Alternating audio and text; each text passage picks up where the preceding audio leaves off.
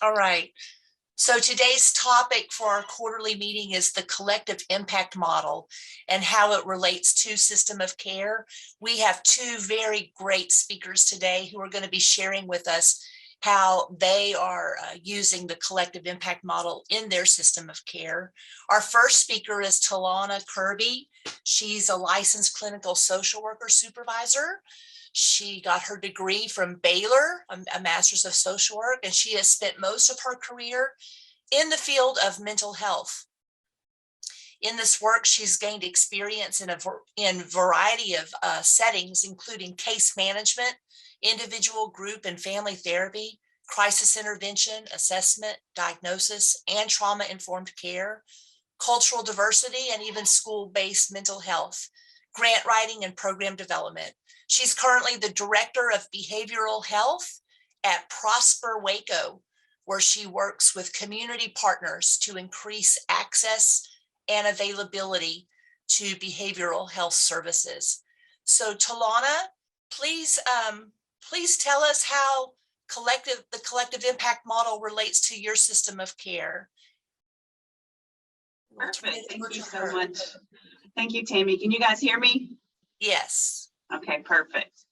Well, this is a very interesting conversation that has been a part of my world probably since 2014, when unknowingly we were creating a system of care in our community without really knowing we were doing it. So as I was planning this, I was thinking of that song, I was country before country wasn't cool. So I like to say that we were system of care before we even knew system of care was a concept.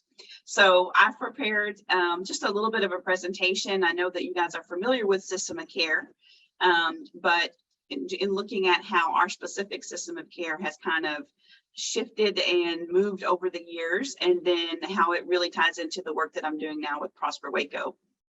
And Prosper Waco is a local nonprofit agency that does operate under the collective impact model. So I'll be able to talk to you a little bit about both of those things. So I am going to have a time for questions at the end, so feel free to ask questions. I get a little bit unnerved and distracted if questions come up in the box and I'm trying to read that and do that. So I will go back in the end and look at any questions that you guys have. I'd love to hear your input and be able to provide any additional information. So otherwise, I'm pretty informal. So, you know, feel free if something happens or whatever, raise your hand or speak out. But let's go ahead and get started. I'm going to, let's see, share my screen. So what I was mentioning earlier was that we sort of initiated the system of care locally in McLennan County, Waco being the largest area in McLennan County, without really knowing it. And it came out of a conversation with our division director of the Children and Adolescent Division of MHMR, our local mental health authority, which is now referred to as the Heart of Texas Behavioral Health Network. I had been working at Claire's Center for Families, which is the Child and Adolescent Division of our LMHA, for a little while.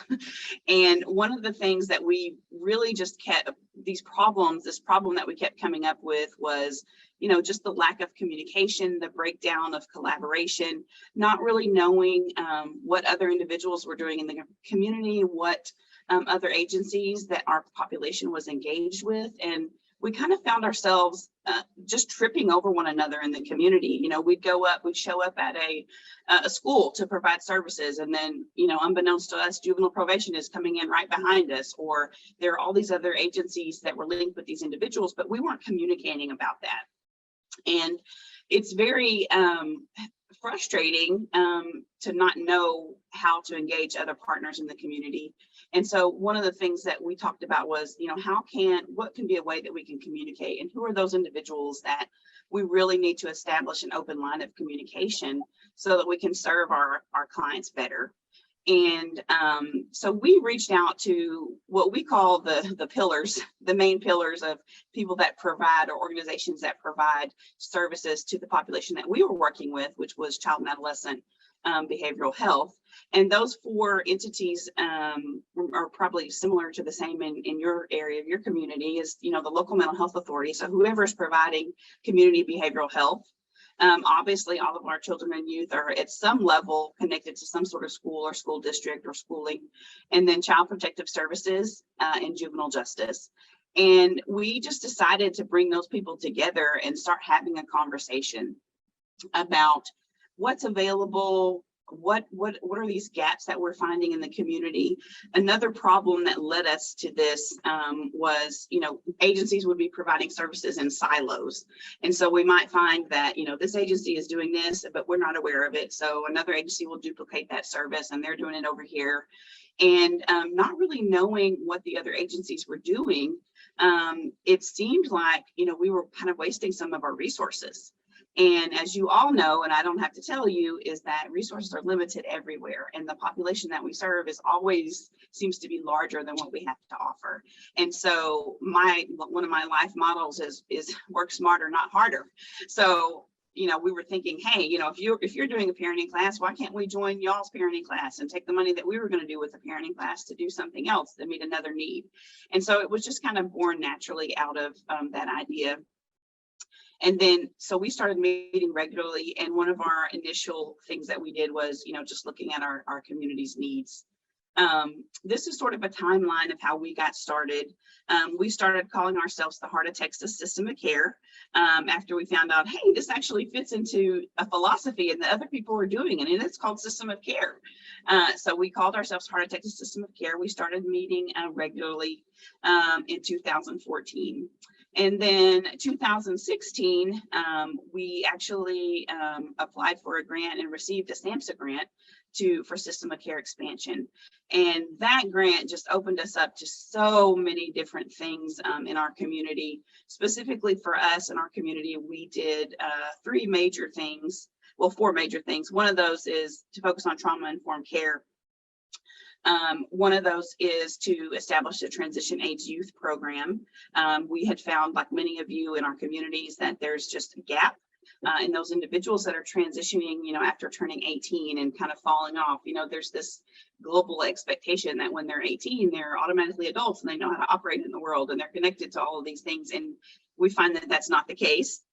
And so many people kind of get lost in the system. And so it was really important to our community to establish that transition age youth program.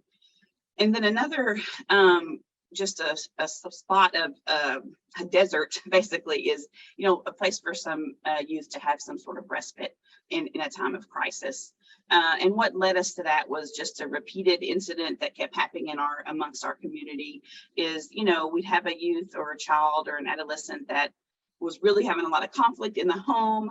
They didn't necessarily need to be hospitalized, at a local psych unit, but they needed a separation from their family. And often working with these families, you can tell, hey, there's about to be a big explosion, but we didn't really have any options. And so we had been dreaming of this crisis respite facility where, honestly, the parents and the caregivers and the youth can have a respite for one another. And we found that oftentimes can relieve the pressure and the conflict and often prevent a potential hospitalization or some other incident.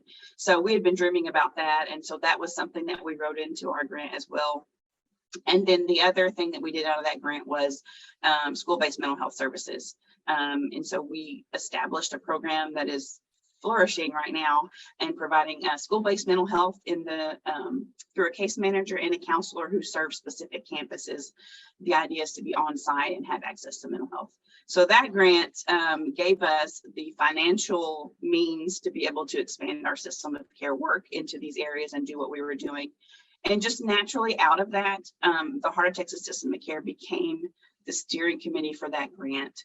And then out of that, we said, hey, this is going to be our system of care. And we changed the name. It was a little bit of a transition because we went from Hot Sock to OCOF.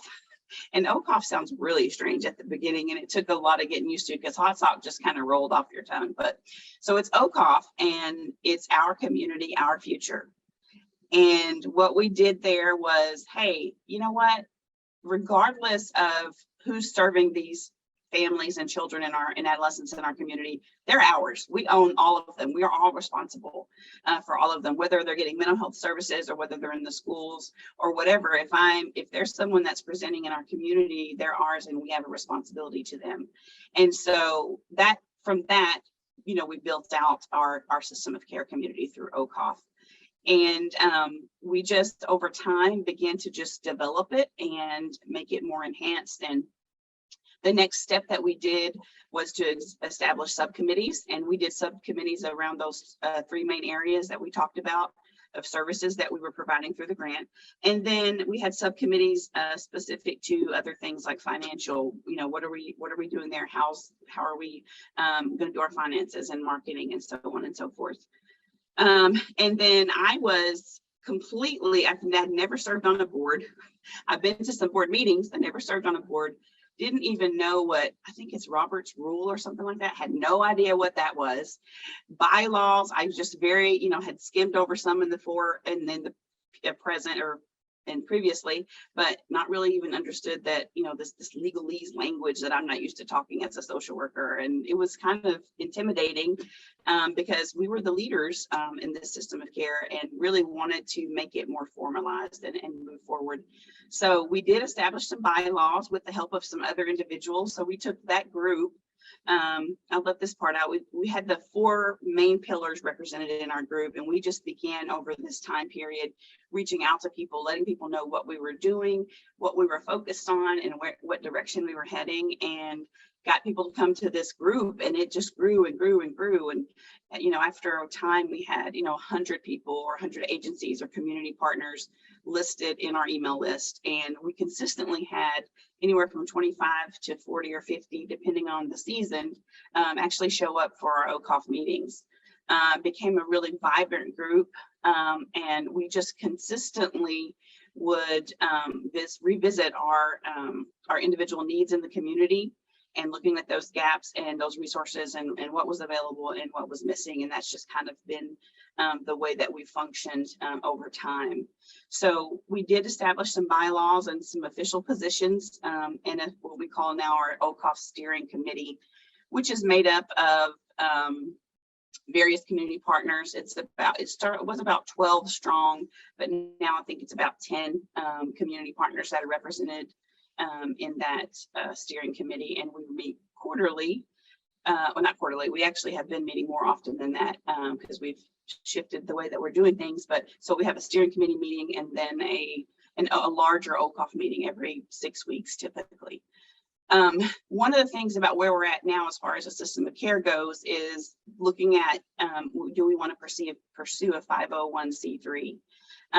When you start doing work, it requires money and finances and connections and a way to manage that. And so up to this point, Heart of Texas MHMR Behavioral Health Network has really been the fiscal agent, just because they had the infrastructure to be able to manage the funding, any funding that we got for OCOF, and they were managing the financial part of the grant that we received.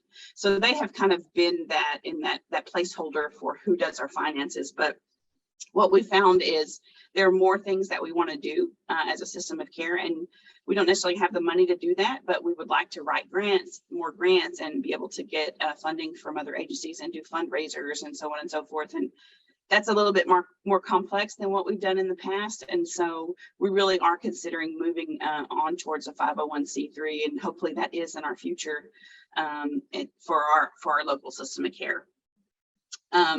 This is just the definition of system of care, which you guys are very familiar with. I just wanted to have a look at it just so that we can kind of get that as a framework when we're comparing that to collective impact. Yes, ma'am. If you're moving slides, we're not seeing them move. Oh no. Let's try this. Do y'all see that? Yes, yes, And what about this? yes, perfect. Oh, Okay. yes. Okay, perfect. Okay, so this was slide 1. Okay. And this is the timeline that I just talked you through. See, 1 through 6. And then this is the definition of system of care. So basically, I just wanted you guys to have this as a framework when we're comparing system of care and the collective impact model. These are the values, and these were the focus of all of the work that we did in Heart of Texas system of care and our OCOF system of care, ensuring that it was family driven and youth guided. And we could probably write a book on the challenges there, understanding the importance of that, and being able to engage the community and having representation and voice was something that we were challenged with, and had some pretty creative ideas about how to access that in our community.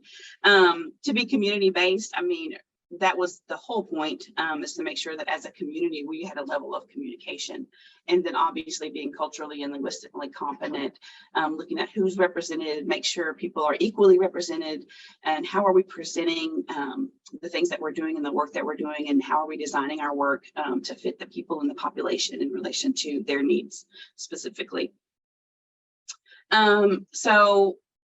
This is, yeah, kind of already said all this. So Prosper Waco, from the beginning, and probably about Prosper Waco began in 2014. We really didn't become engaged with them as a system of care until probably 2016. That was when we were really figuring out, hey, this is a system of care, and they had become a strong partner in the community. And they began showing up to meetings, and all of a sudden I'd be talking with someone, they'd say, hey, this is going on over there in this arena, and you really need to be connected with this person. And that's really how I became to know Prosper Waco. And it was like, okay, these connections began to just grow and flourish our relationships. What I learned about Prosper Waco, it's kind of funny now because I worked there, but they had their hand in everything. And it wasn't in a bad way. It was like they were in the know about this initiative, this grant, this partner is looking at this is a need here. And it was just mind blowing to think about how we could, oh my gosh, we're hearing that same thing in this area. How can we work together to make sure that we are addressing it in a more effective way? And so exciting. And so they became a very strong partner and began to attend our meetings and have representation. And so they were just making those links in the community, which continues to still be what they do in our community. So collective impact is very interesting, and I never want to hurt anybody's feelings, but when I started learning about the collective impact, I was like, oh, this is system of care at its basis. It's a little bit more, I guess, not prescribed, but a little bit more detailed in not how they do the work, but the type of work that they do. And there are a couple of things that are different, but it really does sound very similar. The main purpose being collectively working together as a community to collaborate and ideally to get access to the services that the community needs. And that's just kind of what it means, like in a broad perspective. But this is a real basic definition, and it's the commitment of a group of partners from different sectors working together to solve a common problem. So that sounds just like system of care to me. They have a little bit more definitive pieces, which I think help communities operationalize what it looks like. And so it takes kind of like the system of care, in my mind, the system of care broad, hey, we're all coming together and we're going to work together and we're going to use these partners, into some really actionable things. And so, hey, are we doing this? Hey, are we doing this? So I think it gives some structure to the system of care philosophy. And that's just me. So these are the main things that are a part of the collective impact model. And you'll see that some of these are unspoken in what the system of care works, and how the system of care works. So one of those things, primarily is to establish a common agenda. And we did that in our system of care by having coming together with those initial 4 partners and saying, hey, what are the needs? Let's identify the needs in our community. And these are the things that we want to work on. And what we did was we came up with it was a good page-long list, but we did, as a community, prioritize those. We said, hey, okay, this is being addressed here. This is being addressed here. These are not. And so this could be an area of focus for our group. And then we said, hey, we're going to have a joint approach to solving these problems. And that's really the common agenda. And then the shared measurement piece really is agreeing how we're going to measure success. So when A happens in our community, or when we've established this or this, that's how we're going to say we've achieved this goal, this common part of our agenda. And so it's getting a community consensus on a shared measurement. And then we have mutually reinforcing activities, which basically is just working together towards the common goal, which the whole language about system of care and community and collaboration really just, that's kind of a reiteration of that. Continuous communication is something that is super, super important in anytime you're engaging in a collaborative effort or partnership. You have to have communication. I think one of the other important things that's not necessarily talked about at the system of care language, but is more defined in collective impact, is this common language, this level of trust and transparency.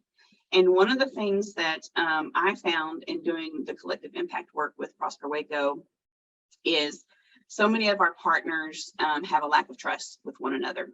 And you find when you're having conversations with this agency or this partner, they all have the same fear about losing resources, what they have. And because they're so limited just by nature, we kind of tend to hold them close. And we have to, you know, I know at MHMR from their perspective, I can speak personally because I worked there, but you know, we had to serve the most intense of the population because we only had such a small amount of resources. Well, to the community, sometimes it looks like I can't ever get anybody into MHMR. I can't ever get anybody's services there. In actuality, it's not true. It's a perception and it's a lack of understanding of the limitations of our partner, which is MHMR, not understanding they can only serve this population. So that continuous communication piece is a lot about education and awareness. And once you kind of know other people's limitations and boundaries, you can say, hey, no, I know, and I can trust now if MHMR sent this client back to me, it was because they were unable to serve them. And that relationship, facilitating that relationship through communication and transparency and honesty is really, really, I think, one of the most key parts of collective impact work. The backbone support is something that is unique to the system of care model in a sense of the language that's talked about backbone support is a neutral party, someone that's not necessarily maybe a provider of services, but a convener and a facilitator of the partnerships in the community. That helps, I believe, to establish a healthy rapport and trust amongst partners. In a way, it's like we don't really have a skin in the game, right? We're not going to be losing resources or whatever in this way, but we can help facilitate education and awareness about certain things, not knowing that we're also, you know, applying for this grant to get this money to provide services for our clients, or, you know, and so a neutral party. And the older language uses the trusted broker, but basically it's an organization that is established or a group that's established to just serve that role as the convener and the backbone. And ideally, they would have dedicated staff to do the planning, the management, and the support of that work. And that's how Prosper Waco functions.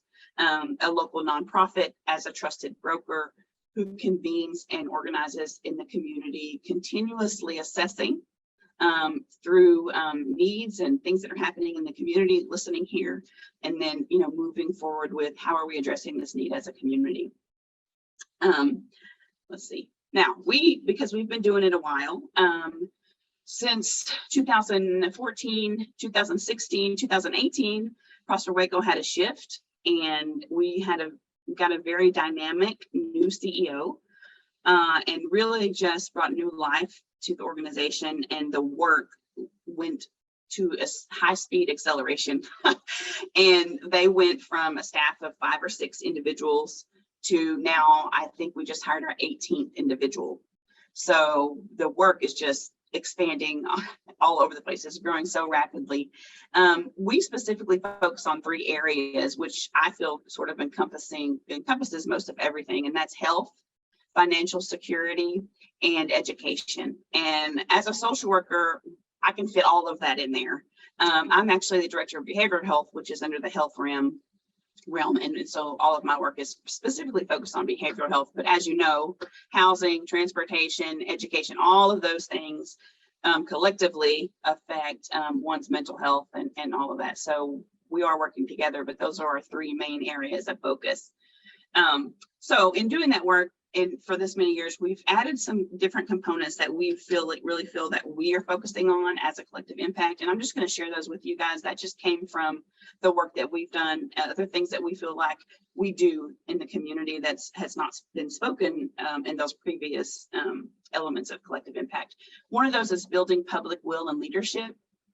what we've learned is that sometimes there's a need, but no one is really saying, hey, I'll do that. And so sometimes it's taking that consensus and building and empowering community agencies to take action, building their will to actually be motivated to make the change or to take those steps to initiate change. And so we look with a really keen eye on community partners that have showed in some way or demonstrated a desire to have leadership in this area. And then we come right behind them and talk about, hey, how we've noticed this. We've heard this from other community partners. How can you see that you're in a place that you can kind of be motivated to take this forward? How can we support you? And so we build that public will and leadership and support that. The other thing, which I'm so excited about, is policy advancement. I don't know how many of you guys are social workers, but policy was never my area of, well, I know it's important and I know, but it's just so complex. And honestly, if you don't take the energy or the time to understand how all of it works, but primarily knowing that we can only do so much at the community level. We can make change locally, agency-wide, citywide, countywide, but so many of those things, the issues that we're having comes from a higher level system, and we need to work on changing policy to affect that at our level. And so we are actively moving forward and pursuing a deeper level of policy work in our areas. And so that's something that that we're just definitely diving into. Our first step for that is we were awarded a Hogg Foundation Policy Fellow. And she just started this week, and we're focusing specifically on mental health and substance use. So I'm super excited about the work that we're doing there. The third thing that we added to our elements of collective impact is to mobilize funding. I cannot tell you the millions of dollars that we were a pass through last year that we wrote grants for, or we accessed funding and passed it to a community partner. So one of the things that is helpful in building those relationships is, hey, we'll help you write a grant to the specific agency to help support this initiative for you guys. And so being able to do that and mobilize funding, helping them to think about things like sustainability and all of those kinds of things, working within their organizations to help them be able to support the things that are going on in the community. And also leveraging partnerships and money that's available here and there that we could kind of put together to get things happen around that common agenda. So these are not, it's not an exhaustive list of the similarities and differences, but these were kind of the main things that stood out to me. The similarities are the common needs, the collaborative efforts, the emphasis on access and quality. Both are looking at evidence-based practices, what works for us, and we don't want to spend our money on something that's not going to work, or we don't want to spend our efforts on something that's not proven to be effective. Looking at data, helping us to identify what those needs, quantifying what those needs are and how they look and who they're affecting, a level of accountability to the community. And we're saying, hey, this is our work and this is what we're doing, tracking and monitoring common goals and sharing resources. The differences that stand out to me were, the system of care philosophy, from at least my perspective, has been focused on system of care, mental health, primarily children, adolescents, and families. And collective impact is just made for any population. You can do that work anywhere in businesses or, any level of population. Collective impact, and I don't know a whole lot about how other agencies have done collective impact, but data is one of our greatest connections to community partners, is that they're not always have they don't always have the tools, the knowledge or experience in using data, and don't always base their programming on data. And that's something that we can offer to the community. We have a director of research and data and community impact here at Prosper Waco, and he has a couple of folks that work with him, and that's something that we work with agencies on. What do you want to see? What are the outcomes? And we can help operationalize that for our partners. And so we super heavy on data. And then the backbone organization, which I already mentioned, and that it can be focused on really kind of any issue. It's just an idea of working together for a common goal. Oops. I feel like I talked really fast, but I wanted you guys to have an opportunity to ask any questions or make any comments. So I'm going to stop sharing my screen right now. Well, let me go here first, just so that you can see my email if you want to reach out, and you can look at the Prosper Waco website. and read more about collective impact. It goes pretty in depth about the work that we're doing in those specific spheres. A lot of stuff about our staff. We have a newsletter that goes out. We try to keep things updated on what's going on in our area and what the work that we're doing. Feel free to email me if you have any questions or anything after today. But I'm going to stop sharing and then I'll give you guys an opportunity to ask any kind of questions. Thank you, Telawna. Please unmute yourself and just jump right in there if you have a question, or you can put it in the chat box. Hey, Telawna, it's Georgie. How are you? Hey, I'm fine. How are you? Good to see you. Good, nice to see you too. So I wanted to ask a question. So Madeline and I are in the process of implementing a system of care in Parker County. And so one of the struggles that we have run into is that a lot of the individuals who are joining our meeting look to us for a lot of the financial responsibility, even though we have explained that we cannot fund everything. And so I was wondering, how did y'all approach that within the system of care at Heart of Texas? I mean, I know I was there, but right.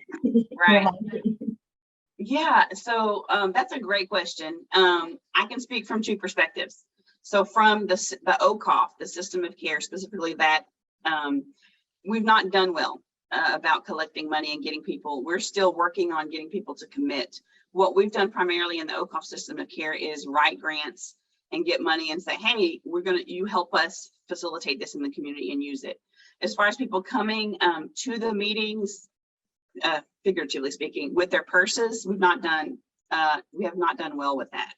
However, Prosper Waco in the collective impact model has a different level of relationship with community partners where we can just flat out ask people. And our CEO is very gifted at saying, hey, we've noticed this need and this need, and would you be willing to, give us $10,000 of your budget to help support this initiative and this work with this other community? And then we can also go to another. So that, Georgie, is one of the key points about having that neutral partner, that backbone organization. And that doesn't mean that, so if you're doing that through Pecan Valley as the local MHA, I would try to look for another partner that maybe is not as tied to things as far as financial and stuff. One of the things that, and I don't think MHMR would have their feelings hurt by me saying this, but one of the things critically about our system of care over time has been, it seems MHMR ran. It seems that MHMR has all this. It seems, well, from the inside, it's because nobody else stood up and said, hey, I'll do it. But they had been the financial fiscal agent for so many of the things. It seemed like MHMR was hoarding that. But from being on the inside, I can tell you that's not the truth. In fact, we were like, hey, you take this and run with it. And it was like crickets. So establishing like a neutral partner, or as neutral as possible, that can kind of facilitate those conversations, I think you're in a better place to make an ask. And they are not, these partners that we're working with in the community, I mean, honestly, the social service agencies, these small nonprofits, they don't have a lot. But we're talking about mobilizing funding from the bigger philanthropic agencies or foundations. And then for our area, it's hospitals, both of the hospitals, our city, our county who has funding. We're going to those people and asking for money. They know we don't have the money to do what we need to do. I don't know, does that help answer your question? Yes, it does. I mean, we actually have someone who's kind of like that. I think it's just helping her to see that she can play that role. So I think that's the challenge, but I think we'll get there. And then it was kind of a two-part question. Also too, so like in the beginning of OCOF, were there a lot of people who joined that expected to see change right away? Because we're experiencing that where there are people who are expecting it to be like, oh my gosh, fast, quick, and in a hurry, and all this change is supposed to happen. And we try to explain that process is over time. This is an extended grant of like 3 or 4 years. And right. So maybe what was y'all's approach to that? So I think we really did look out, because the grant that we got from SAMHSA was right in the beginning. And we were able to like, boom, get the money, start doing stuff. And the beginning of that group really was focused on the work of that grant. And they were able to see, oh my gosh, we did not have this before, but now we do. We did not have this before, but now we do. And we called our crisis respite center the crown jewel of our grant in our community ask. And that has been just because seeing those things happen, I think really did motivate folks. On the back end of that, if you don't have that opportunity to be, actively involved in carrying out a grant or establishing new programming, you got to just keep communicating with people, keep highlighting the things that are happening. Sometimes we do that in our own lives, right? Where things are happening, but you don't realize until someone points it out. So it's like saying, hey, look, guys, 6 months ago, we weren't even meeting. 6 months ago, we didn't even know what our collective needs are in the community. And so pulling out and highlighting those small changes, those incremental changes that are happening can help people get motivated. But one of the things about having any kind of work group or coalition or anything is keeping that momentum. And that's a challenge with any group, particularly a group, that's focused on let's get together and pool our resources kind of thing. That makes it a little bit more challenging.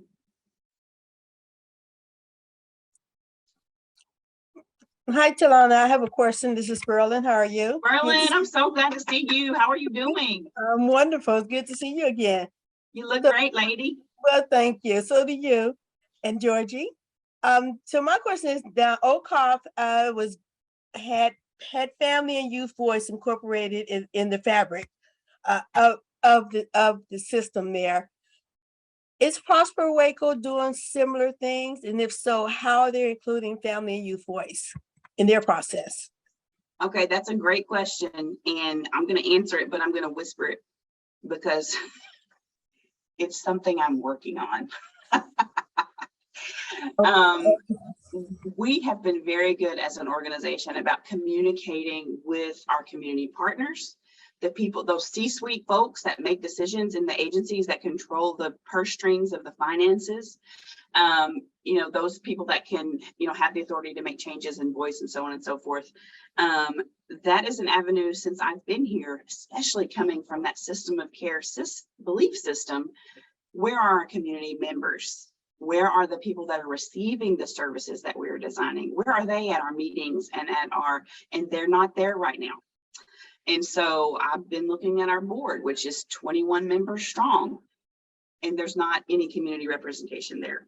So that is a challenge that I feel like I am tasked for here. One of the reasons I'm here, and that's one of the things that I'm working on.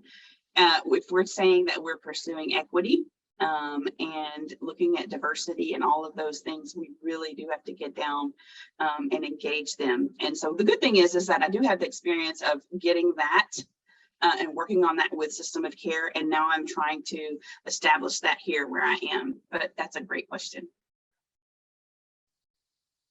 You can always call or email me. Yes, ma'am. And I might do that. Okay. We have time for a couple of more questions. Jump right in there. Just unmute yourself first, please.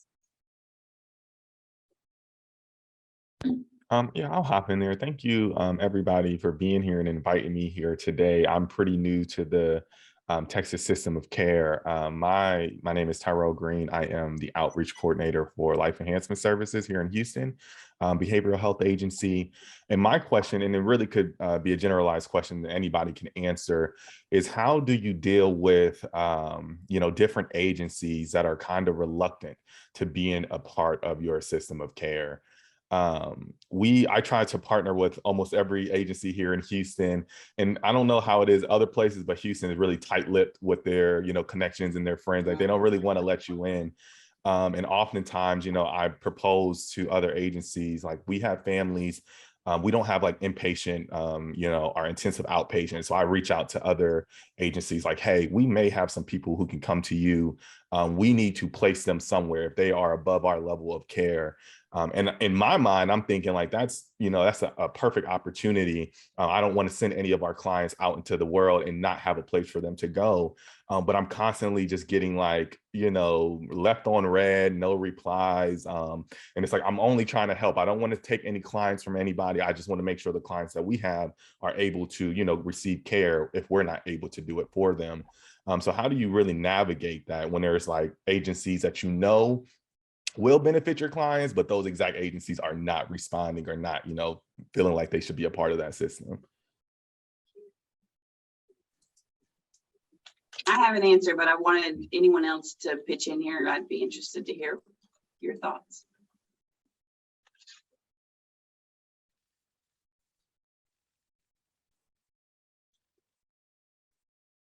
Well, I hear you, Tyrell. I've been there for a while and several different times. In one way, and I don't want to oversimplify it because I know it's so challenging and it's so frustrating, because what we find is that people have to be in such a severe state of distress sometimes to actually have access to the help they need. It's just so backwards and it's ridiculous and frustrating, and we all find ourselves there. So I don't want to oversimplify it, but one of the things that I've found is, we could be small, but we could still be mighty, and focusing our energy on the ones that show up and that are willing to collaborate. And I think over time, the hope is that they will see the strength and the effectiveness of that collaboration and the work that's happening. And then at some point they'll join in, different levels, just in your general relationships, those trust levels are different with different individuals based on their history and their experience. Same thing with these community partners. Some of them may have been burned, in the past by trying to share or be honest or transparent, and they're a little hesitant in that. So from the clinical perspective, you still have to think of it in that way, and they may not be ready yet to join. But I think, I'm not saying don't spend any energy there. I'm saying spend energy and effort trying to get them to become a part of what you're doing. But if you find that it's more of you just expending energy and they don't seem to be in the place at that point, then just give them some time and you focus on putting your energy on the ones that are showing up. Okay. Yeah, and that's something that I've seen, a lot of the organizations I'll reach out to, they're in their marketing and awareness, they're making it like, hey, we'll help anybody. So I'm like, well, you must be the perfect person for me, to talk to. And then when I actually do that, it's like, oh, where's all that you were posting on Facebook about, come on and let's do collaborations. And it's important because the work that we do, we don't really get a break. And, if we're having clients on our roll, we have to make sure, that they are taken care of. So I do definitely not want to give too much energy to a, certain entity. So I have been trying to spread, and even with the lower level entities, they're looking for this same system of care. So we're like, come on, let's all, try to find some people who can help us out. But it's just, it's a work in progress. We are building our name in Houston. So I know a lot of that comes with your status already. So we're trying to get it there. But as, being new to this whole situation, I'm just like, I'm hoping that I'm not, not pushing as hard as I should. Knowing that the work is there, I don't want to act like, hey, I'm just want to leave them alone and try something else, knowing that the families actually could use those services. So thank you for that answer. Yeah, one other thing that I want to add, I know that we're almost out of time, but it's super, super important that I found is we're talking about relationships here. Sometimes it's developing a relationship with somebody else that may not be at the top of the ladder, but they still have some influence and they get it, what you're talking about. Then you start nurturing and growing that relationship. And then at some point, they may be like your avenue. It's like, hey, we can do this. They can do things, I don't want to say outside of their leadership, but through them, you have that relationship and you can do work through them. The other thing is, we have shifts all the time in leadership. So sometimes you might have a leader that's really engaged at some point and they're involved, and then you have a shift in leadership and you're starting over again, or you get a leader that already gets it. So it's kind of just keeping, being aware of those relationships and those changes that happen within agencies. Okay, cool. Well, thank you so much. Telawna, thank you so much for speaking with us today. That's been very helpful. I've learned a lot as well. So if we could, let's give Telawna some praise with our snaps on the screens, as you can see. Thank you very much. Thank you guys so much. Thank you for having me. I really enjoyed it. It's so energizing talking about the work that we're doing. Please reach out to me if you have any questions, or if you come to Waco and you want to visit. I'd be glad to go to lunch with you or talk to you or whatever, however I can help. So I'm here. Thank you so much. Thank you. Thank you. All right, let's go to Alice. Alice Alvarez is our second speaker today. Alice is with the Krokowski Foundation, and I probably said that all wrong. No, you got it right. Wow. Wow. So Alice joined the foundation Did you see what I did there? The foundation. Good, good. That's what everybody does. Alice joined the foundation in 2017 as part of the initiatives program team, and she works very closely with community and state leaders to understand and strengthen community awareness of children and youth behavioral health system of the system of care in Bexar County. So Alice, tell us how Bexar County is using the collective impact model to move their system of care forward. Thank you. Thank you for having me here. And just to let you know, I don't come from the field. So if I say anything and just go and correct me, I come from the early childhood field. So helping families from that side of it. I'm going to try to share my screen. Here we go. And that's all the buttons. And what are y'all seeing? Good, Not good, seeing. good. We see it. Now just hit the slideshow. Okay. And we'll put from the beginning. There you go. And can you see the full one, or do you see Yeah, the one, the full one. the full one? Okay, Uh-huh. good. Excellent. I did it right. Yay. Yay. So everything that Telawna said, ditto, all of that. And here in Bexar County, what they did organically, we're kind of trying to do on purpose, but it's almost like living in a pinball machine. So you're just kind of bouncing around and hoping you don't lose the ball. And if you do, you throw it back in there, you keep bouncing around. So we're reimagining, because we did have a system of care for a while and that one quite didn't make it. So we're reimagining what we want. How can we do things different? What did we learn from the past? Our behavioral, for children and youth, our behavioral health system of care. So what we want to do this time is we want to harmonize community. Sometimes we've created stuff and we're trying to get people to join in. And yes, it's going to be great. And yes, it's going to be wonderful. What we want to know is what's there and how can we bring it all together. So creating an overview of Bexar County's children and youth behavioral health work, what's happening overall. So if you imagine a diorama and you're just kind of looking at the whole thing from a, I guess, a higher view so you can see it all. This will be driven by the system of care philosophy. So that's going to be our walk and our talk.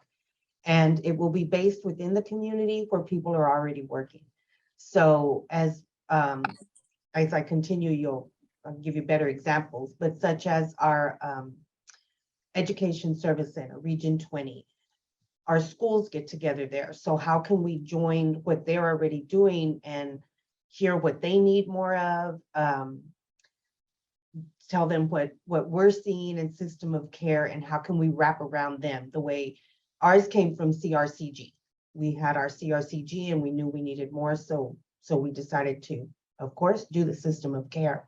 So like CRCG wraps around the family, the system of care is wrapping around the community or wrapping around organizations. And we will be held accountable to our community and our system of care dedicated participants. So they're the ones that are going to say, or so we're creating a mirror rather than a target. So it's not a specific program. That's one thing we learned from our last try at system of care. It was going to be a specific program. And it's like, no, this is a philosophy. This is a way of doing work. So a compass rather than a ruler. We have many wonderful organizations collecting great data that we can plug into and use that to show what's happening in our community. So creating that unified view of behavioral health services, and then industry leaders can align and coordinate their work, support their progress, and deepen community collaborations. And then also to improve service deliveries so that we can collaborate more. So if we're looking at one area of that diorama and somebody else is looking at it, the other in another industry, such as education and hospitals, what are they doing that can, kind of coordinate a little bit better, because that's two completely different industries that probably have a real hard time communicating. And then of course, community engagement. And I'll get more into that in a minute. Centering on our most vulnerable children, which are in foster care. We would, of course, if we build it, keeping those children in mind, especially the CWAP kids, we know that we're going to be able to do a lot more good for communities. So working on that. So we're going to maintain a view of what's happening in Bexar County and provide an insight, primarily on how does community feel. So more on the qualitative data, because like I said, we have a lot of great organizations that with platforms, and their SA 2020 collects wonderful data and all of that. So we don't need to do that. I love what she said earlier, work smart, not hard. I don't want to work hard. We're already working hard enough. And then the programs, organizations, community can use this insight to reflect on their work. What are they doing that maybe can align with what somebody else is doing? Or are they even creating some friction? How can we help with that? Get an outsider's view from context and content experts. And I always use the example of when I was director at the daycare, I thought it was great. We were working for accreditation. We passed all of our inspections. It was all beautiful. I had my baby. I walked my baby into the classroom, handed them to the teacher that I hired, and went, oh, this is different. I'm seeing things different. And so it just gave a whole different perspective. So we can create and make something that just looks so beautiful from our own perspective. But what are other people seeing that are walking in or that are having to deal with that? People talk about those miscommunications. That program just can't do that. That's not within their capacity. And we're wondering why we do it so easy. So keeping those conversations going so we can be aware of what each other does. And then programs and organizations can look at this and go, okay, this is where we need to pivot. We can create something new here. We can expand by collaborating. And then, of course, the ultimate of gaining that trust to create a space where we can, a gracious space where we can have difficult conversations, but those become normalized in this space. So they're not so difficult. Forward. And of course, the old, don't do for me what you're not willing to do with me. So what we want to make sure is one of the top goals of ours is to advocate for certified family partners, content experts, and peer support, and innovative ways for the community to get involved in all levels of systemic change. So making sure that that lived experience has real power, real, real opportunity to be involved, and then speak to the experiences they have within the system. So good experiences, bad experiences, of course, everything. And so our system of care will be owned by the community. When I first we hosted the meeting here at Kronkowski, and we had about 12 people join and come in, and they all came in and sat down in our beautiful conference room. And I said, okay, guys, I got good news and I've got bad news. The good news is I'm going to help you with this. I'm the one being tasked with doing all the legwork and the paperwork and all those wonderful things. The bad news is you're not walking out of here with any money. And so they're like, oh, man. So that's my big joke, is that they don't let me anywhere near the checkbook.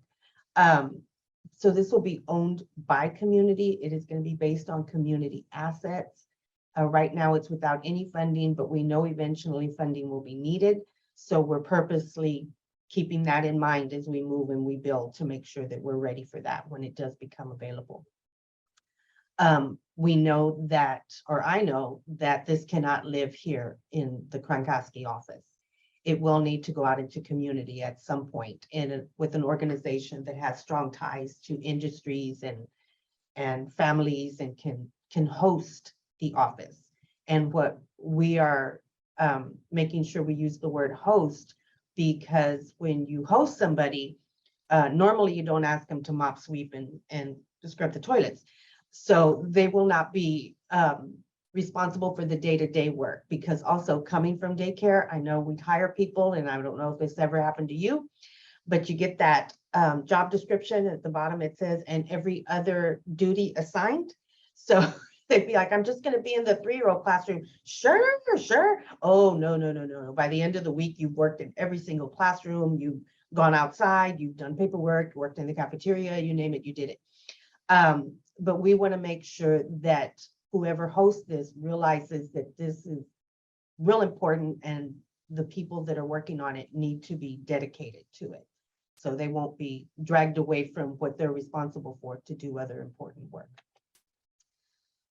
Communities alone hold the power. So these are a couple of quotes from Tamarack and Collective Impact. The first is, the challenges we face today are complex and interconnected. They cannot be addressed by any single sector or actor alone. Rather, they require a whole of society approach. They also require context-specific, place-based responses. So our system of care isn't going to look like Waco's system of care. Those are two different spaces with different kinds of people and different needs. That's why we want to make sure we keep a clear and as up-to-date as possible view of our community so that we can have those conversations. Tamarack also adds, work on community change across organizational sector boundaries must be placed firmly in the century rather than on the side of participants' desk. It warrants an investment of extra resources in an intermediary or coordinating body whose job it is to see the day-to-day work of collaboration. So that's what I spoke about before. Wherever this ends up, where CRCG and system of care end up being housed, it needs to be the work, because we know that, and we discussed a little while ago, those collaborations, those relationships, that trust, that takes time. We've all, I know, suffered a little bit with the Zoom meetings because we're not there in person building those relationships and that trust, but we're making it happen. So our system of care is very similar to a spider web. So the industries will be those wedges that you see. You imagine looking at the spider web, and the spider web isn't perfect. And I picked this one specifically because of that. So these are some of the industries that we're thinking about right now. They may change, we may add. We just added in faith-based, I forgot about that one, bad me. But one of our task force members caught that. And so we may be adding in more, we may be combining them, whatever we need, so that we make sure that we've got all the industries represented that we can see within the behavioral health. And then within each of those industries, those circles that are working their way out are the categories. And I realize this is really, really small, but they're just the different categories that we can think of, from, what affects the family or the organization the most. What are we all really working on as the smallest circle in the middle? And then as we work out, what are different things that we're coming across, and thinking that families, as they join or as they get into the behavioral health system, are probably having to go across each of those categories, and like the poor little fly feeling stuck. It's like, I got stuck here and I don't know where to move. So hopefully system of care can help with some of that and let industries know people are getting stuck here. What can we do to make that a little bit easier for them? So we've got everything from awareness, workforce, prevention, intervention. There's a bunch in between there. Telehealth, just physical health for medical, self-advocacy. We had a wonderful conversation in our last meeting about self-advocacy.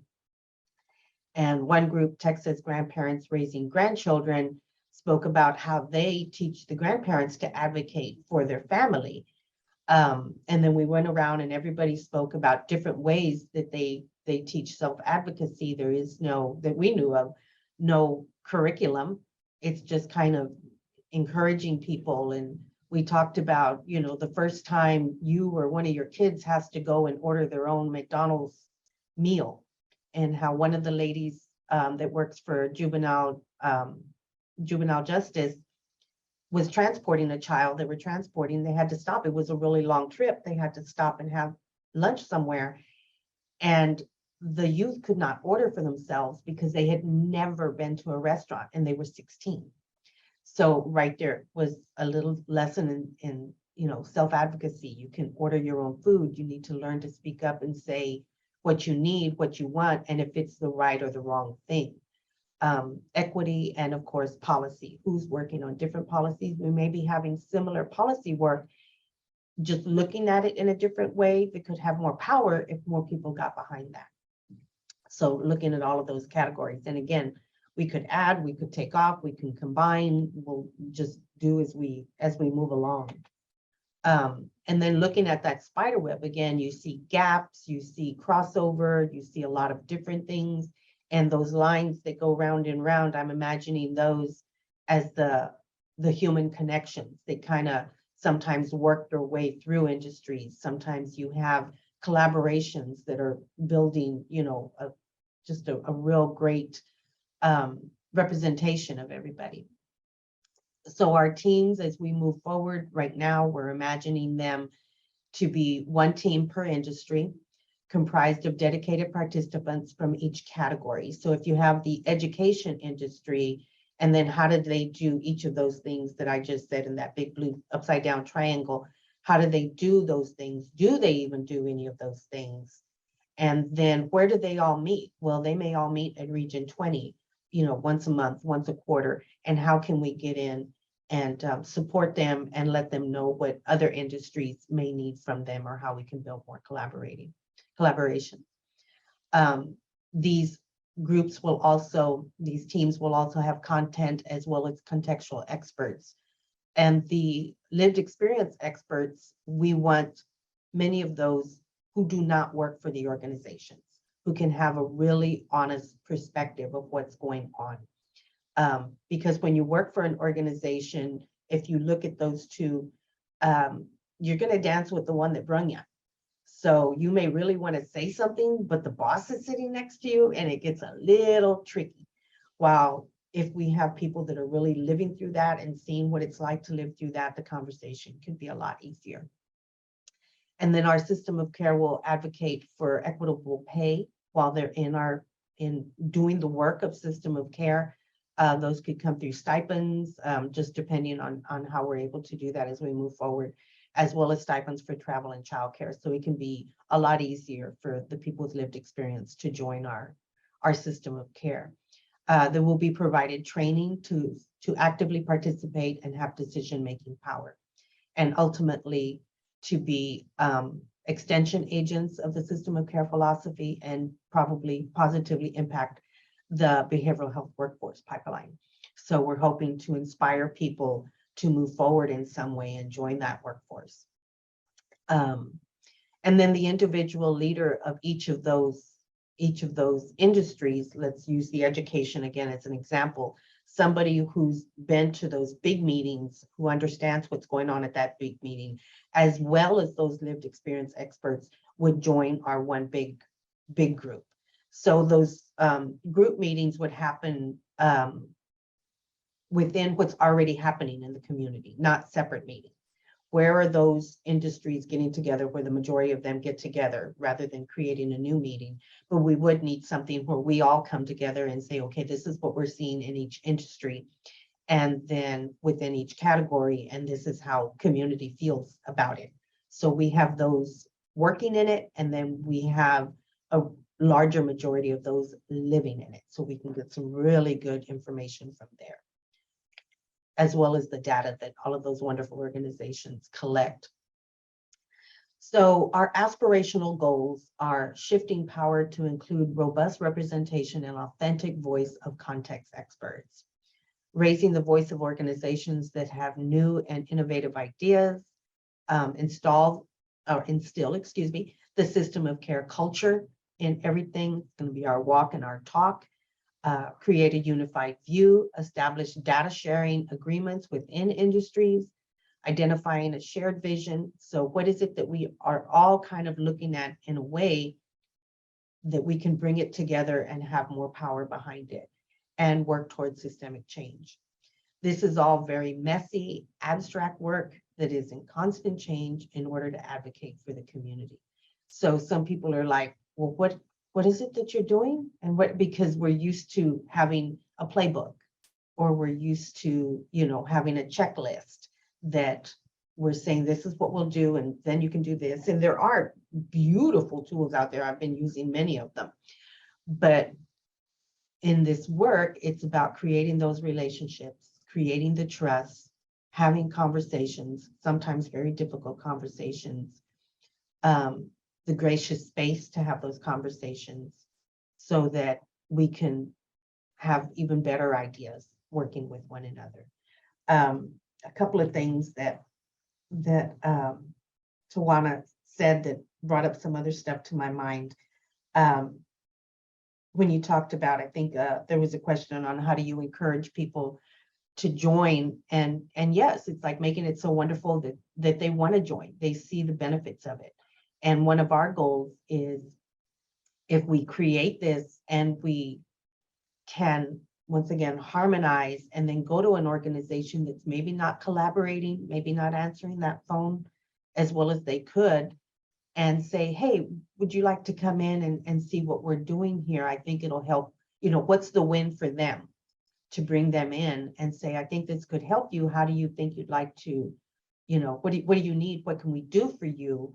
And then possibly start the conversation there to gain the trust. And then saying, down the line, did you realize they're not answering the phone every time somebody calls? The phone isn't getting answered. Do you need something? Let's see who else has that similar problem. And going at conversations that way. And when it comes to collaboration, it came to my mind, it's about how you make breakfast. So when you're making breakfast, the chicken will bring an egg. And that's great, because the chicken lays an egg probably every day. But the pig who's going to bring the bacon, that's a side, wow, they cut a chunk of themselves out to bring the bacon. So that's a really strong collaborator. And you'll get both. You'll get some, maybe the cow will bring the milk and, but an orange is going to give you the juice. So these different ways of thinking, and it takes a lot of time. And people they're just, everything we've been through COVID is just so traumatic. And so much change. And I'm sure in your organizations with staffing, so much staffing problems everywhere. So one of the things that we also figured out very early that we were going to need to do is we need to build a relationship with your organization. We love you, but we need to build that relationship with your organization. Because you might move to another organization. That doesn't mean you're out of our team or out of our system of care. You're still connected. You've got my email. But with your organization, we still need them involved. So we need either your organization's email, because some people have an overall email, some works. We need another contact that if you win the lottery and you're off on your world cruise, you're still not off the hook at joining system of care. We still need your brain, but we need somebody in the organization that we can call and say, hey, we're still here for you, and we really need you involved in our system of care so that we can continue that relationship, because we've already had a couple of experiences with CRCG that it just kind of disappears because we didn't have that backup. And of course, there's always somebody that knows somebody, but it's nice to have that, ready to go for us so that we can wrap around community, so we can wrap around individual organizations. I'm going to stop sharing. I think I got to the end. Oh, there I am. This is my contact information. If you have any questions, please feel free to email me at aalvarez@kronkoski.org. It's a stinky pinky, as we like to call it. So, or Tammy has my contact info. So I'm going to try to stop sharing. Yay! And I spoke really fast. Does anybody have any questions? Be sure to unmute yourselves before you ask.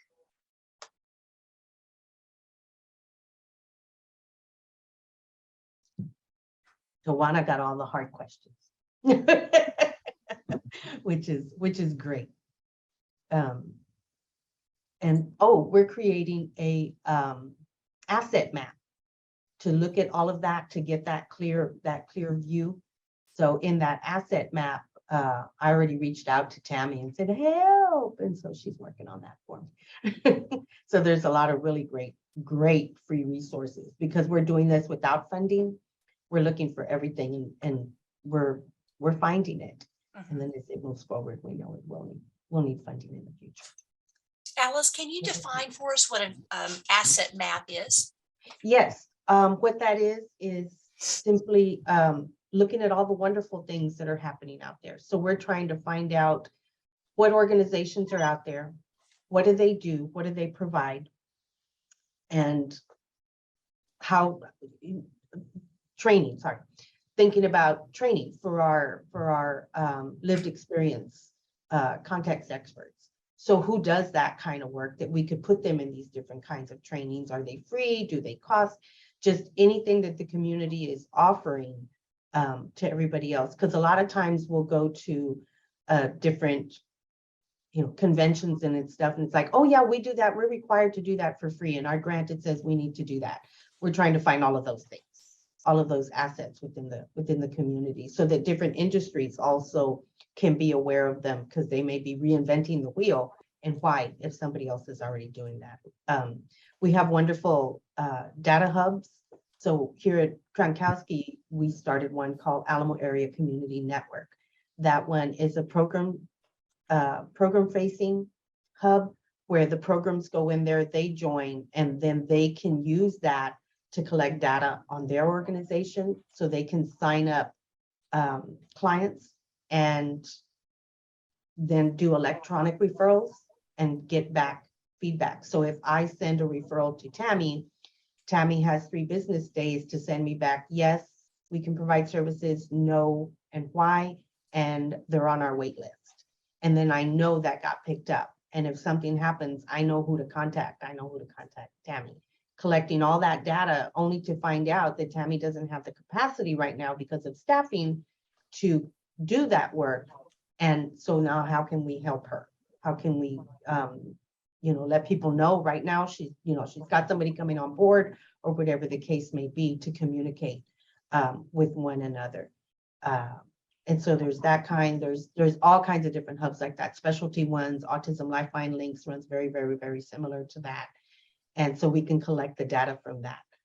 Georgie, did the baby have a question? I saw the baby's hand. She's clapping for you. Oh, good. Yes, baby. Yes, I told you early childhood. I'm going to spot a baby a mile away. Yeah, you We see were there in and on be that like, baby fast, Alice. Oh, yeah. I'm like, oh, I see pretty baby. So what questions do y'all have for Alice? Throw them out there. I have a I question have a for you, question. Alice. Oh, go ahead. No, Molly, go for it. Well, so my quick question was maybe a quick question and a longer answer, but we heard from Waco, and they are relatively smaller compared to Bexar County. And so how are you thinking about kind of both the strengths, but then also the challenges that come with just such a big community? Oh, yeah, that's the one that keeps me up late at night. And that's where trust comes in. So working with those industries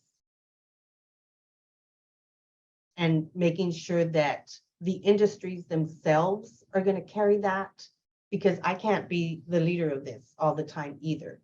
So each industry having those leaders, because it can't just be one person as well, because they might win the lottery and run off, kind of carrying that industry. And then when they come together, if something's even happening within an industry, that the rest of the group, the system of care, goes to that industry and goes, excuse me, we haven't seen y'all in a while. I want to make sure that that kind of power stays within the system of care, that it's not somebody. Yes, we'll have representation. We're going to have a human doing the work at the desk, but that kind of knocking on the door and holding people accountable and making sure we're hearing about everything that's happening is within that team, within that group. Because I hear about stuff all the time that's new, and I'm like, oh my God, how did we not know about this? So trying to keep those kinds of things coming forward. So keeping the power there within the system of care. Natalie, you had a question as well? Yes, I was just wondering, Alice, if you could speak more about how like methods of being able to use collective impact to mobilize funding. Is that something that your agency is working toward? Like any ideas that you might have? Good question. Well, as we're moving forward, making sure that we're keeping a real good history on what we're doing. The timeline, I wrote that down. Ooh, gotta add a timeline to this, because we've only been around with this reimagining for 6 months. And we're just now getting real good conversations within our meetings. So when it comes to funding later, luckily I work for a funder. So as we move forward, you know, thinking, what is it that SAMHSA looks for? So keeping in touch with, you know, contacts that know those answers, and just now trying to look at that and saying, okay, as we move forward, we're going to have this in place. We're going to have that in place. So being a little proactive about it, as well as within collective impact, looking at what they recommend. So that's something that's just like next on the list to make sure as we move forward that we're doing that and collecting the information and the history and everything to show that we're doing what they're asking and being ready for funding. I think I danced around that a little bit. No, thank you. No, I understand, like collecting data to be able to update stakeholders in the future to request funding. Okay, Exactly. thank you. So yeah, like I said earlier, it's very abstract, what we're trying to do, and just really trying to put it out there for community. Alice, is there any sort of organization that is not necessarily helpful to be part of the collaboration? Is there an organization that y'all would turn away or politely decline? Or is No. everybody welcome? Everybody can be welcomed within those industry groups. Right now with the task force, we're trying to keep that small. So we've got, I think I just had a couple of more people join. We've got 15, and I don't want it getting much bigger than that. And not everybody shows up at every meeting. We meet every 2 weeks trying to figure this out. Not letting that get too big at the beginning. So we may have people come in, and we've had people come in and speak, and then I'll ask them, can I leave you on my list so that I can call you later? And they're like, yes, how can I help? And I'm like, I'm going to put you on my list. And so that I'm not telling them no, but I'm not saying come and join right now, because when it gets too big, too many voices, it's wonderful in some cases, but it's not right for our every 2-week meeting. We are having a retreat at the end of October, kind of mid-October, for our CRCG and system of care. And that's going to have a good 60 people, I think, in it. And we're going to have a good conversation in that. It's going to be a full day, and we're looking to start working on our mission statement. And that's not until October. So you have to find really nice ways of telling people yes, but not right now. So, and really looking forward to getting for-profit, you know, the doctors, because the what are they calling it? The word left me, where they, you know, go to the pediatrician and you can still get mental health services there, or they know where to refer you, and those kinds of things. So yeah, all of that, it's going to be very, very valuable for everybody.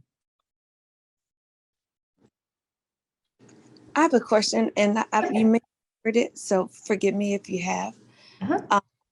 But my name's Esquita. I work with life enhancement services. And so one question that I had was, I think you talked about hosts. Do you have, like, you know, I know like a lot of times in the past in different states that I've worked with CSOC and other wraparound services, we've had like hosts where it's the you know, the community libraries. It's like different places that are offering their facility up to us for free, a lot of times through the Children's Trust Fund. Have we linked up with any of these entities to host some of the places where we're wanting to kind of bring in all the organizations that are going to be in this network for a system of care, so that, you know, one is kind of meet and greet, but then two, just kind of getting those referral forms and getting these things together.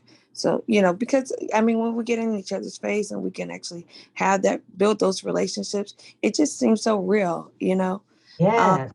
And so I was wondering if we had any of that so far. Not yet. That's a great idea, though, to kind of send you know, through CRCG, I send questions like that out to them, and they send me back tons of stuff, because we have about 75 participants in our CRCG, not always showing up, but they're there. But that would be a great question to throw out there, like who has free gathering space, who has free office space. And because like I said, some organizations, their grants are like, you have to whatever. And so you can you can get it through that. And you mentioned a children's group. What was that you mentioned, Escuela? The Children's Trust Fund. So in Louisiana, we went through, and this wasn't with wraparound, it was with the Louisiana Parenting Experts Network, where part of the national program. And so we were able to get not only that Children's Trust would pay for different facilities, but also additional trainings because they available. And so for me, I got trained on 5 levels to be a parenting expert through Triple P, which is Australia. If you're familiar with it, it's been around a while. And so, but not only that, but when we brought our agencies that we were working with, we were able to give them new grants that were going on that they would probably qualify and it would be a benefit for them. So also building them up so we can continue to work together to meet the needs of the community. Beautiful. If you have any of those links, if you can send them to Tammy, and Tammy, if you will share those, because that sounds like some wonderful resources. I hadn't even thought about Triple P, to add that to system of care training for everybody, because those beautiful babies don't come with instructions. Yeah. So, as Georgie can attest. So that's something, of course, because I come from early childhood, that I would just, want everybody to participate in any shape, way, and form, and have it always out there and available. So yeah, that sounds like some really great resources. Thank you. Appreciate that. No problem. Well, Alice, thank you for being one of our featured speakers. Can we all give her some love with our love snaps? All right, thank you so much. We're going to have another exciting quarterly call in 3 months. We're working on the agenda now, and we'll send you out some information about that soon. But I do want to let everybody know that we've got another exciting training coming up that would be free to you called Liberating Structures. It's going to be in September, 3 days in September, and I put the information in the chat. If you're interested in Liberating Structures training, please click on the interest list link there and give us your contact information. I believe we have about 15 more spots that are available. So it's filling up quickly, and it'll be a really valuable training. All right. Tammy, I'm sorry, I have a question on that. Yeah. I think I've heard about it. I don't know if I signed up. If I try to sign up, is it going to tell me you're already signed up? It may not, but if you sign up twice, don't worry. I won't send you 2 invitations. I'll send you one. Okay. Thank you. But it's the perfect training if you're not quite sure how to wrangle those 60 participants that come to your meeting and give everybody a voice. Liberating Structures will really give you lots of tools to use in making your meetings and collaborations more meaningful while you give every member a voice. Well, thank you everybody for being part of today's quarterly meeting. We wish you the best. Have a great day, everyone. Thank you again, Alice. You too.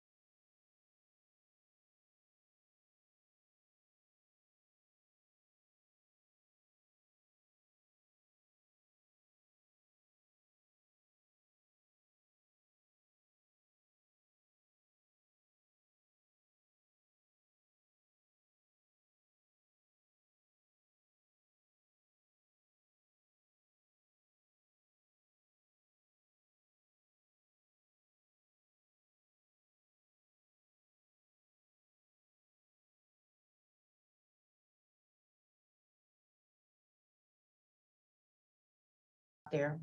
What do they do? What do they provide? And how training, sorry, thinking about training for our lived experience context experts. So who does that kind of work that we could put them in these different kinds of trainings? Are they free? Do they cost? Just anything that the community is offering to everybody else. Because a lot of times we'll go to different conventions and stuff, and it's like, oh yeah, we do that. We're required to do that for free. And our grant, it says we need to do that. We're trying to find all of those things, all of those assets within the community, so that different industries also can be aware of them, because they may be reinventing the wheel, and why, if somebody else is already doing that. We have wonderful data hubs. So here at Kronkowski, we started one called Alamo Area Community Network. That one is a program facing hub where the programs go in there, they join, and then they can use that to collect data on their organization, so they can sign up clients and then do electronic referrals and get back feedback. So if I send a referral to Tammy, Tammy has 3 business days to send me back, yes, we can provide services, no, and why, and they're on our wait list. And then I know that got picked up. And if something happens, I know who to contact. I know who to contact Tammy. Collecting all that data only to find out that Tammy doesn't have the capacity right now because of staffing to do that work. And so now how can we help her? How can we, let people know right now she's got somebody coming on board, or whatever the case may be, to communicate with one another. And so there's that kind, there's all kinds of different hubs like that, specialty ones. Autism Lifeline Links runs very, very, very similar to that. And so we can collect the data from that. Georgie, did the baby have a question? I saw the baby's hand.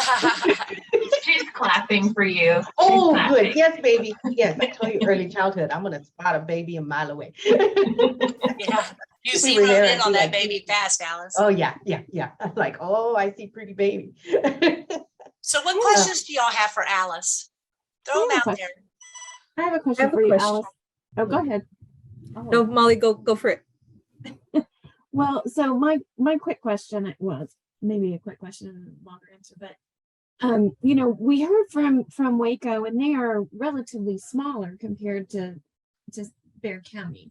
And so how are you thinking about kind of both the strengths, but then also the challenges that come with just such a big community? Oh yeah, that's the one that keeps me up late at night. And that's where trust comes in. So working with those industries and making sure that the industries themselves are going to carry that, because I can't be the leader of this all the time either. So each industry having those leaders, because it can't just be one person as well, because they might win the lottery and run off, kind of carrying that industry. And then when they come together, if something's even happening within an industry, that the rest of the group, the system of care, goes to that industry and goes, excuse me, we haven't seen y'all in a while. I want to make sure that that kind of power stays within the system of care, that it's not somebody. Yes, we'll have representation. We're going to have a human doing the work at the desk, but that kind of knocking on the door and holding people accountable and making sure we're hearing about everything that's happening is within that team, within that group. Because I hear about stuff all the time that's new, and I'm like, oh my God, how did we not know about this? So trying to keep those kinds of things coming forward. So keeping the power there within the system of care. Natalie, you had a question as well? Yes, I was just wondering, Alice, if you could speak more about how methods of being able to use collective impact to mobilize funding. Is that something that your agency is working toward? Like any ideas that you might have? Good question. Well, as we're moving forward, making sure that we're keeping a real good history on what we're doing. The timeline, I wrote that down. Ooh, gotta add a timeline to this because we've only been around with this reimagining for 6 months, and we're just now getting real good conversations within our meetings. So when it comes to funding later, luckily I work for a funder. So as we move forward, thinking, what is it that SAMHSA looks for? So keeping in touch with, contacts that know those answers, and just now trying to look at that and saying, okay, as we move forward, we're going to have this in place. We're going to have that in place. So being a little proactive about it, as well as within collective impact, looking at what they recommend. So that's something that's just like next on the list to make sure as we move forward that we're doing that and collecting the information and the history and everything to show that we're doing what they're asking and being ready for funding. I think I danced around that a little bit. No, thank you. No, I understand. Like collecting data to be able to update stakeholders in the future to request funding. Okay, exactly. Thank you. So yeah, like I said earlier, it's very abstract what we're trying to do, and just really trying to put it out there for community. Alice, is there any sort of organization that is not necessarily helpful to be part of the collaboration? Is there an organization that y'all would turn away or politely decline? Or is No. everybody welcome? Everybody can be welcomed within those industry groups. Right now with the task force, we're trying to keep that small. So we've got, I think I just had a couple of more people join. We've got 15, and I don't want it getting much bigger than that. And not everybody shows up at every meeting. We meet every 2 weeks trying to figure this out. Not letting that get too big at the beginning. So we may have people come in, and we've had people come in and speak, and then I'll ask them, can I leave you on my list so that I can call you later?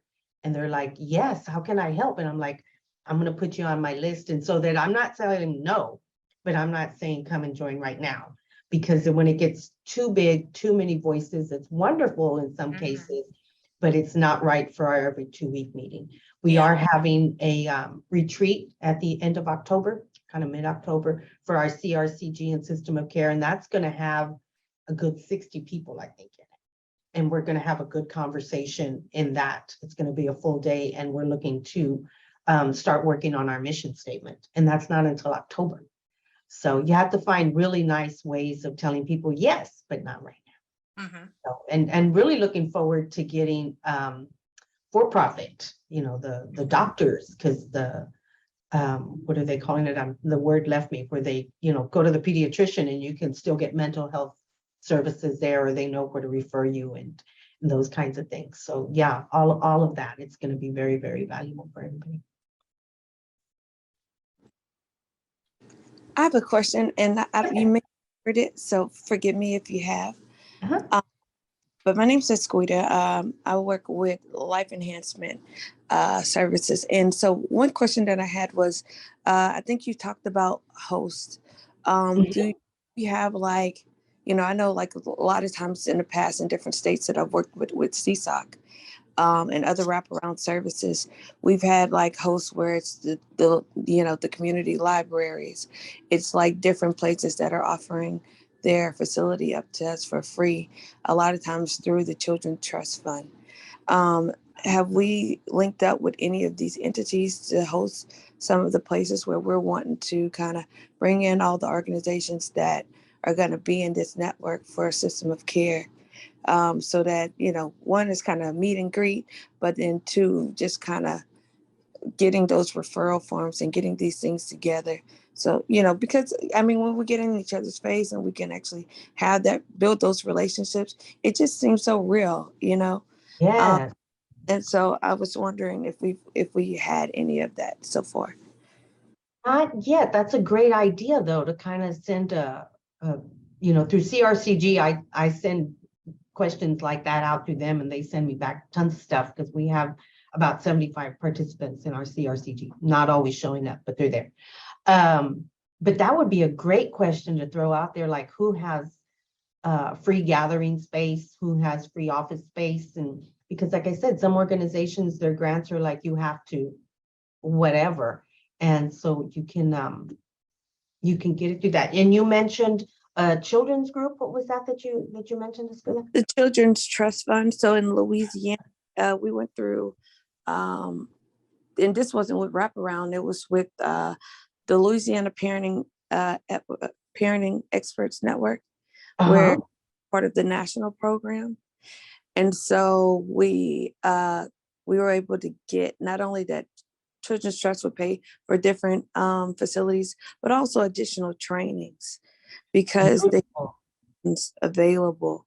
And so for me, I got trained on 5 levels to be a parenting expert through Triple P, which is Australia. If you're familiar with it, it's been around a while.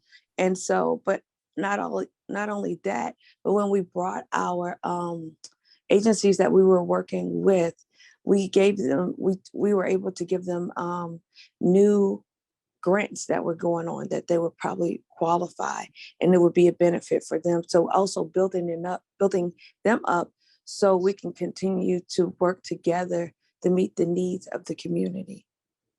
Beautiful. If you have any of those links, if you can send them to Tammy, and Tammy, if you will share those, because that sounds like some wonderful resources. I hadn't even thought about Triple P, to add that to system of care training for everybody, because those beautiful babies don't come with instructions.